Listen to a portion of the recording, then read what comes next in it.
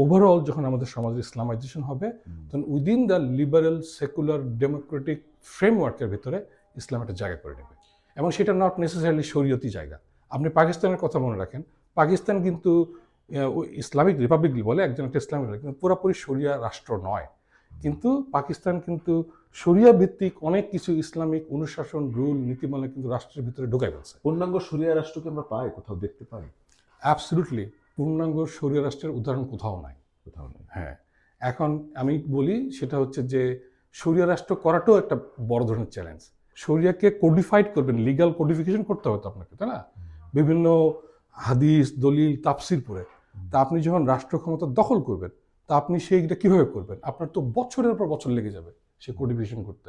তো আমি কোডিফিকেশন বলছি কি, আমাদের সমাজে যে জিনিসগুলোকে আমরা খারাপ মনে করি, মানে সেটা আসলে একটা ভ্যালুজ, একটা মূল্যবোধ, তাই না?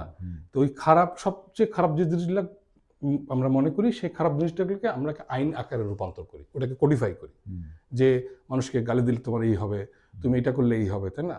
ইসলামে তো ধরেন এখন অনেক ধরনের এরকম গাইডলাইন আছে। ইসলাম কিন্তু কোনো শরিয়া জন্য কোনো সংবিধান দিয়ে দেয়নি।